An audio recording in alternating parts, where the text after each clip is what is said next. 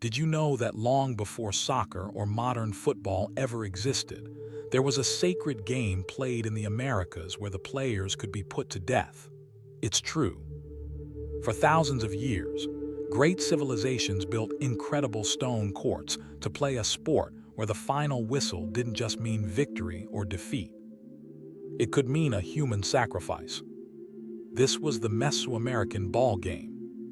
Forget everything you know about sports. This was a brutal, spiritual ritual. Imagine two teams in a long stone alley, trying to hit a solid rubber ball that weighed nearly 10 pounds. The rules were incredibly difficult. They could only use their hips, thighs, or shoulders to strike the ball and drive it through a stone ring high on a wall. Just touching the ball with their hands or feet was forbidden. The players were amazing athletes, some of the best in their world. But they weren't just playing for glory. They were playing for their lives and for the life of the universe itself. At the end of the game, players, sometimes the entire losing team and other times the heroic captain of the winning team, were chosen for a final, deadly honor. They were led to an altar and sacrificed to the gods. This raises a simple, terrifying question. Why? Why would anyone play a game where death was a possible and even celebrated outcome? Why would entire cultures see this as necessary? The answer is more incredible than you can imagine, and it reveals a completely different way of looking at life, death, and the very purpose of humanity. This wasn't murder. In their eyes, it was a way to keep the sun rising every morning. To understand the shocking truth behind the world's most dangerous sport, you have to join us on this journey. We're about to uncover the secrets of the game, the gods who demanded it, and the players who made the ultimate sacrifice. To understand why players were sacrificed, we must travel back to the game's very beginning. This journey doesn't start with the famous Aztecs or Maya. It starts much earlier, with a mysterious and foundational civilization known as the Olmecs, who lived over 3,000 years ago in the tropical lowlands of modern-day Mexico. They are considered the mother culture of the region. The Olmecs were the first people to master the use of rubber, a substance that grew plentifully in their territory. In fact, their name, Olmec, is believed to mean the rubber people. They created the solid rubber ball that made the game possible, and the oldest known ball courts have been discovered in their ancient lands. For the Olmecs, the game was already deeply connected to religion and myth. The key to understanding its meaning is a sacred story that has been passed down, a myth often called the story of the hero twins. The story begins with two brothers who were great ball players. The noise of their game disturbed the gods of the underworld, the dark realm known as Xibalba. The angry gods summoned the brothers to the underworld, where they were tricked, defeated, and sacrificed. However, the story doesn't end there. The head of one of the sacrificed brothers magically fathered a new set of twins. These were the legendary hero twins. They grew up to be even greater ball players than their father and uncle. Inevitably, the gods of Xibalba also heard them playing and, once again, summoned them to the underworld for a final match. But the hero twins were clever. They knew the tricks of the underworld gods and overcame every deadly trap set for them. They played the ball game against the lords of death, and through their skill and cunning, they won. After their victory, they resurrected their father and then ascended to the sky, transforming into the sun and the moon. This myth is the blueprint for the ball game. The game played in the real world was a direct reenactment of this cosmic drama. The ball court was a symbol of the underworld. The players were not just athletes. They were playing the role of the hero twins, battling the forces of darkness. The back-and-forth movement of the ball represented the struggle between the sun and the moon, between life and death. And the sacrifice, it was a necessary part of the story. It mirrored the death of the first brothers, an event that had to happen for the hero twins to be born and ultimately achieve victory. The sacrifice in the game was seen as a crucial step in the cycle, a way to ensure that the sun would win its battle against darkness and rise again each and every day. From its very origin, the game was never about points.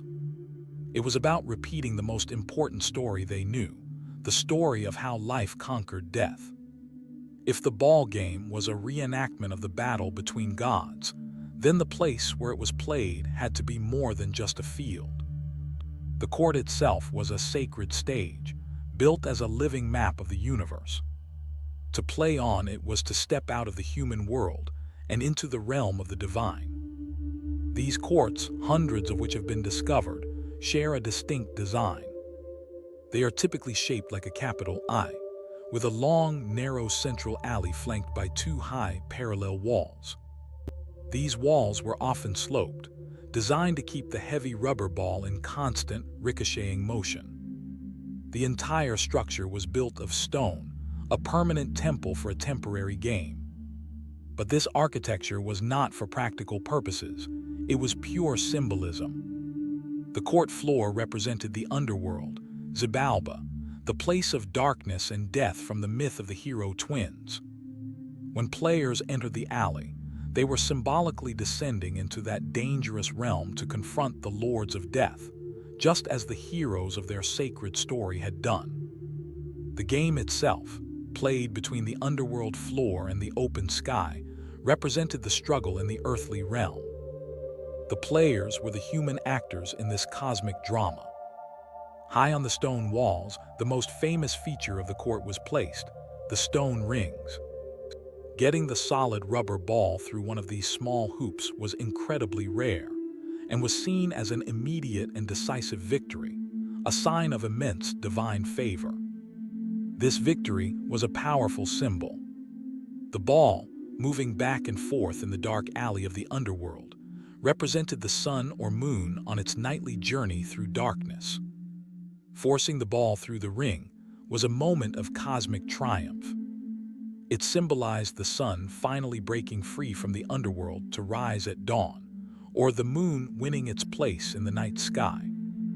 So you must think of the court not as a stadium, but as a temple. Every single element of its design had a specific and profound religious meaning. The architecture forced the players to physically act out their beliefs. It wasn't just a game they were playing. It was an act of cosmic maintenance, a ritual designed to keep the universe in balance and ensure the survival of their world. Playing on a court that represented the universe was only half the challenge. The rules of the game were just as demanding, transforming the sacred ritual into a brutal test of skill, strength, and incredible danger. These rules were not designed for simple entertainment. They were designed to be difficult. First, there was the ball. It was not a light, air-filled object. It was a solid sphere of rubber, weighing up to 9 pounds or 4 kilograms. Imagine a small cannonball. It moved with lethal speed and could easily break bones or cause fatal internal injuries. Just controlling this object was a feat in itself. To survive the game, players wore specialized protective gear.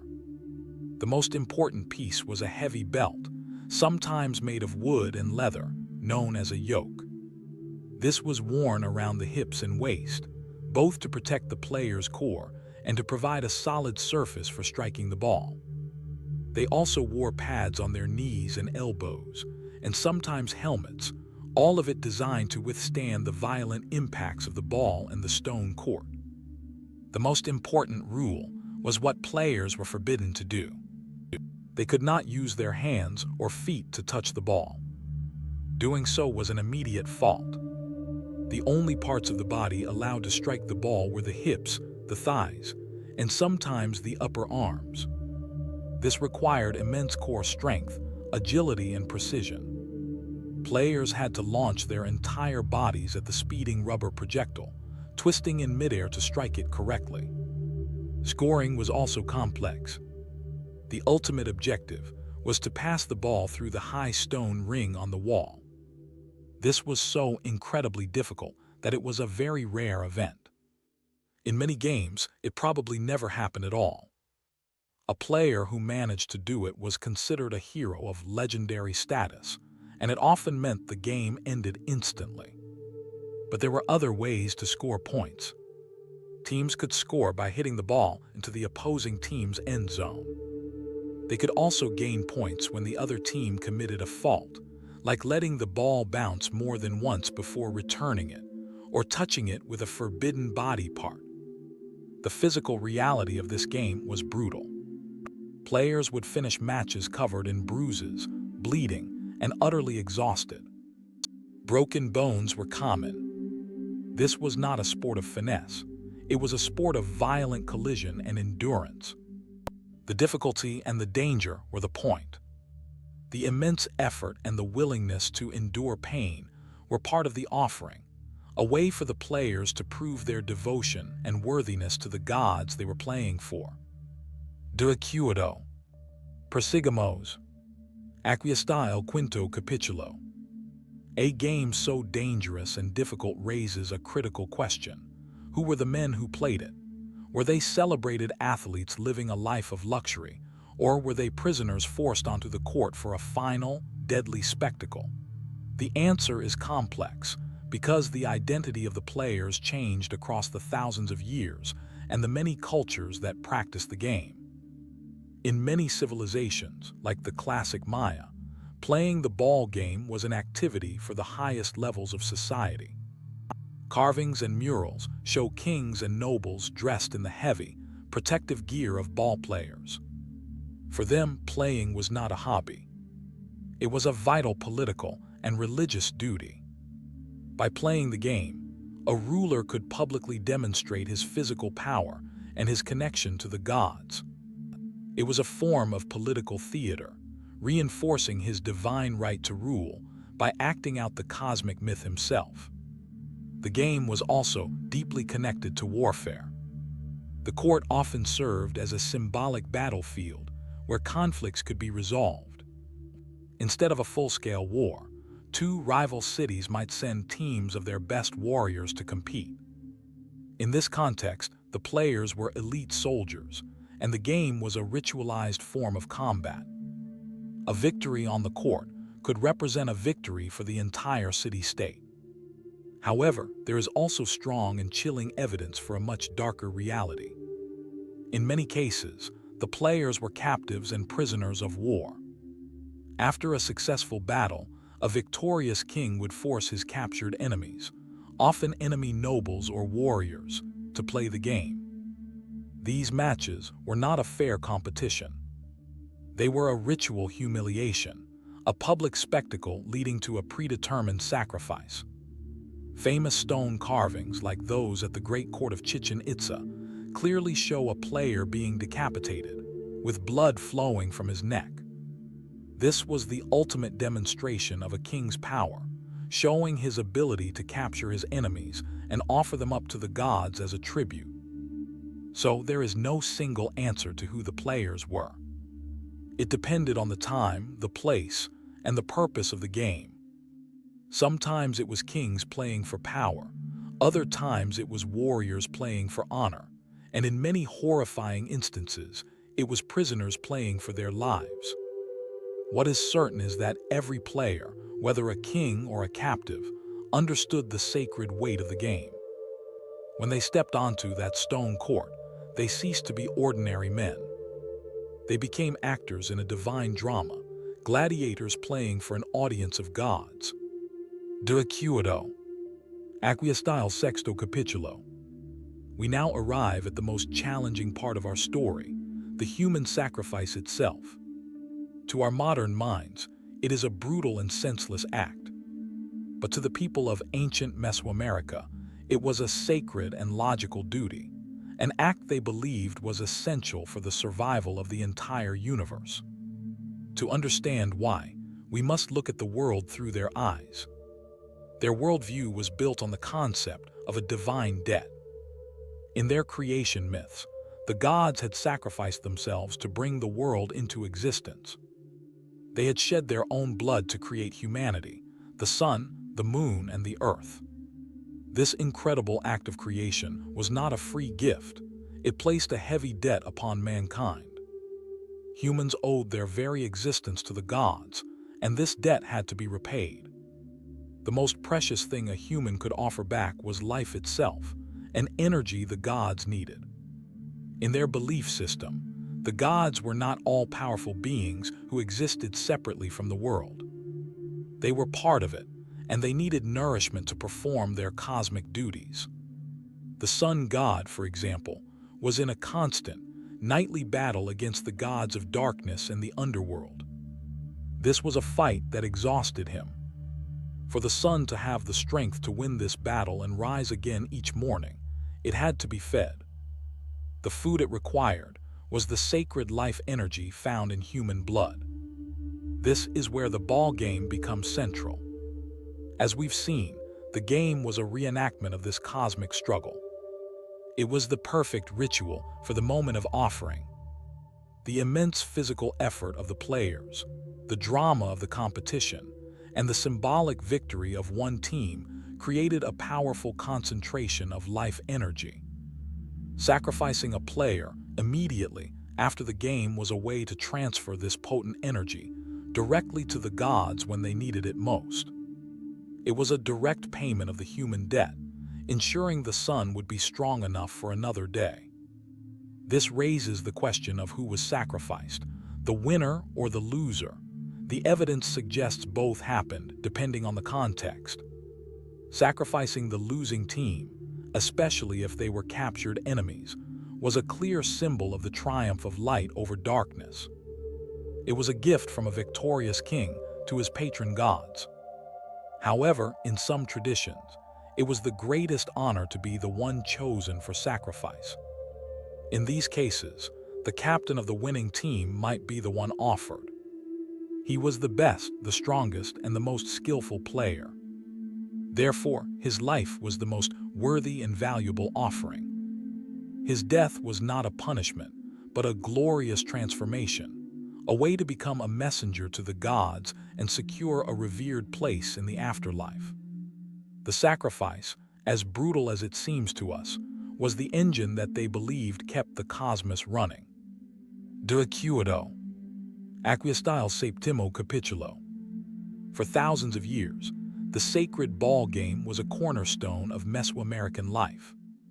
Its cycle of play and sacrifice was believed to maintain the universe. But this ancient world, built on a foundation of divine debt and blood offerings, was about to collide with a new power from across the ocean, a power with a different god, a different cross, and zero tolerance for the local rituals. In the early 1500s, Spanish conquistadors arrived in the Americas. They were driven by a search for gold and glory, but also by a powerful religious mission to convert the native peoples to Catholicism. When they encountered the Mesoamerican religions, they were horrified.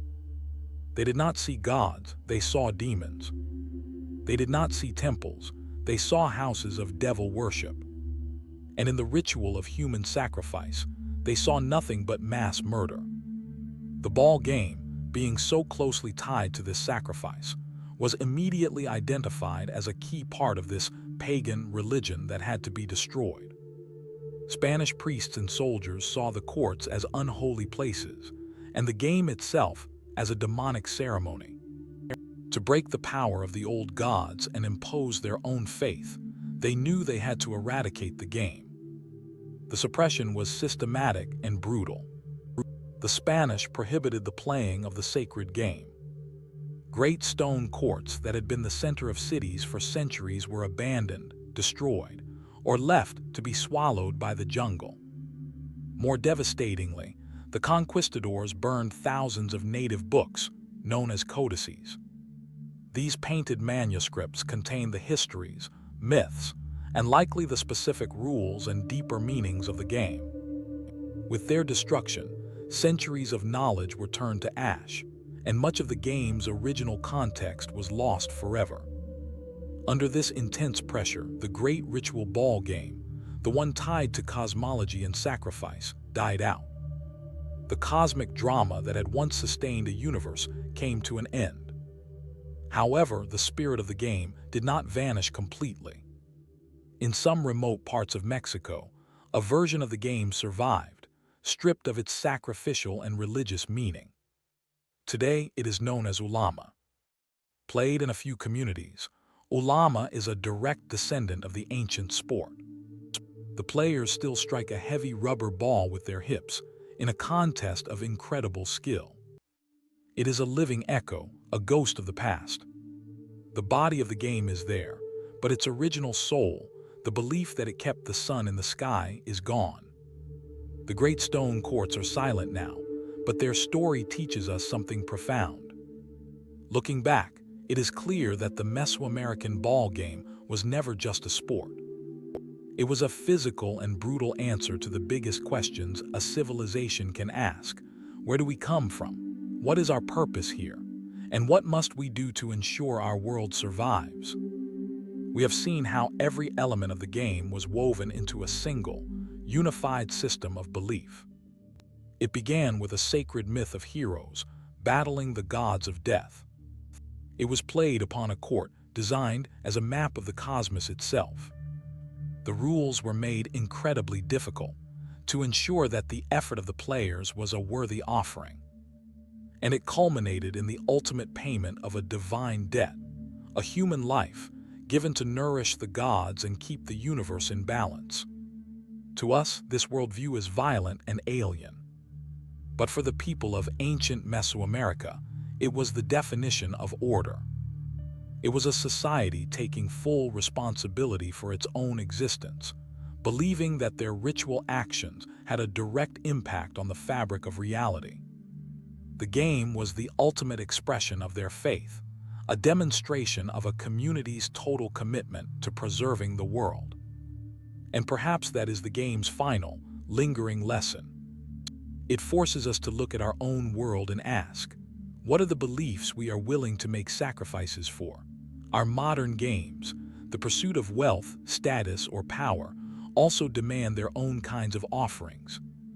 This ancient story holds up a dark mirror, reminding us how powerful belief can be, and the incredible, sometimes terrifying, lengths people will go to serve the gods they believe in. The story of the ball game is just one of thousands of powerful histories from our shared human past that challenge and inspire us. These are tales of faith, struggle, and the incredible ways people have always sought to find meaning in the universe. If you believe these stories are important and want to continue exploring the mysteries of our ancient world, then we invite you to become part of this community. Subscribe to our channel and share your thoughts in the comments below. We read every one of them,